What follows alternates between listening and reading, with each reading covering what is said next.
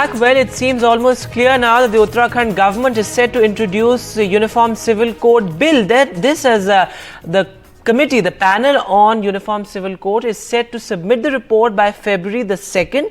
This has come after multiple deadline extensions, and we'll take a look at what really is in the report in terms of what areas does it cover in terms of the Uniform Civil Code. But Chief Minister Pushkar Dhami significantly has said that the cabinet will discuss a panel report as well. Listen in to what the Chief Minister had to say.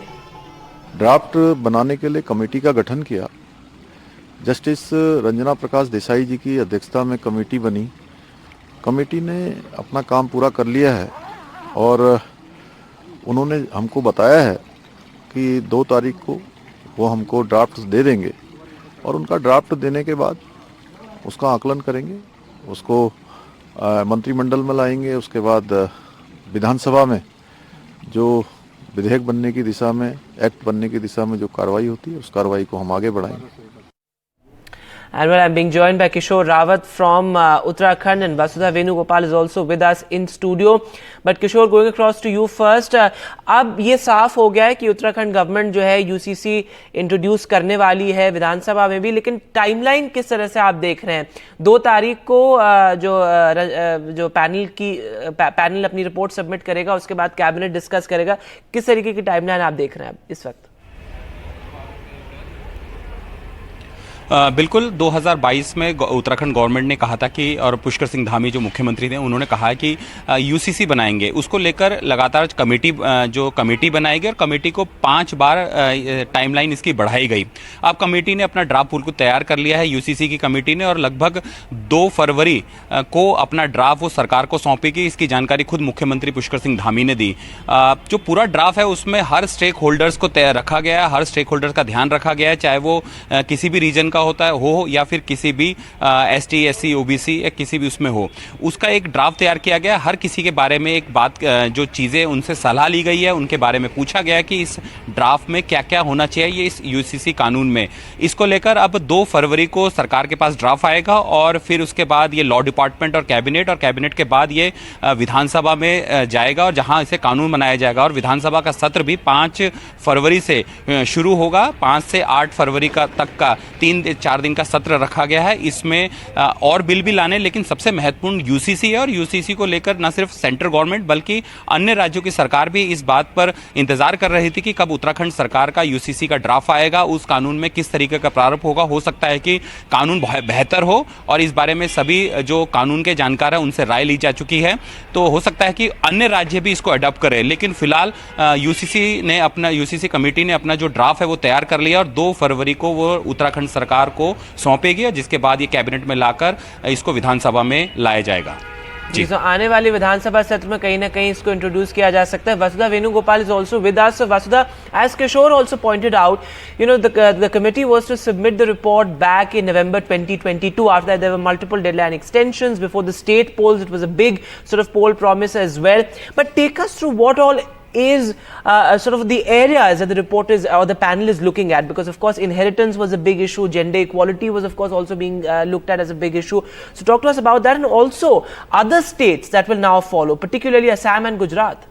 Yes, of course, Vedant, as we know, family matters, personal matters, including marriage, inheritance, divorce, and also adoption are considered, personal matters, and there are a set of laws, but personal laws, very distinct to the religion that people practice that govern these particular issues. So if you look at inheritance, Hindu women have actually equal rights when it comes to the Hindu Succession Act, but social factors do forbid them from from those laws getting implemented. And Muslim women, the equality is there only, it's dependent on the number of children that they have. So what the Uttarakhand committee, which has been led by Ranjana Prakash Desai, who's a former Supreme Court judge, she has done is this whole committee was comprised of 5 people, and it basically had a lot of public consultation. So one of the things that they've looked at is, of course, not making the man and the woman's marriageable age equal. That is one demand that had been raised by a lot of feminist groups, but it now will still be 18 and 21. But there will be a lot more clauses in place to ensure that women get equal inheritance, equal rights to their family, ancestral property. That is one good thing. The whole attempt has been made, to make the act or the law very progressive in nature. That is why a lot of consultations took place. And remember, there were two subcommittees that were also working under this Ranjana Prakash Desai committee, which is why the whole emphasis has been on ensuring that there is widespread consultation that happened. Yes. But also politically, this is a poll promise of the BJP. It is getting its states to get it implemented first. So while Uttarakhand goes first, we will soon see both Assam and Gujarat follow suit.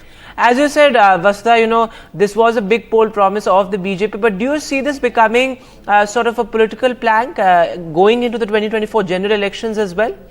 Of course, what I think is, the opposition has been saying that if every state comes up with its own version of UCC, then what is a national UCC? But yes, in the BJP, as far as whatever the PM says becomes, a campaign point, and it becomes something that the party takes forward. And before Madhya Pradesh elections, in this rally of Karyakartas, Prime Minister Narendra Modi made it very clear that there cannot be two constitutions, there cannot be two laws in the country, and that defies the whole principle of equality that is enshrined in the Constitution. So the Prime Minister has spoken about it, which makes it very clear that the BJP takes the concept of uniform civil code very seriously. But it is also clear that they will route it through the states that they govern, like in the sense, be it conversions or be it cow slaughter, it's the states that do this first, and then the center, center comes in much later, because this is also about administration, it's about compliance, which is also the jurisdiction of states. So states will do this first, and after that, this will pave the way for the center to bring in a national law if everything goes according to the BJP's plan.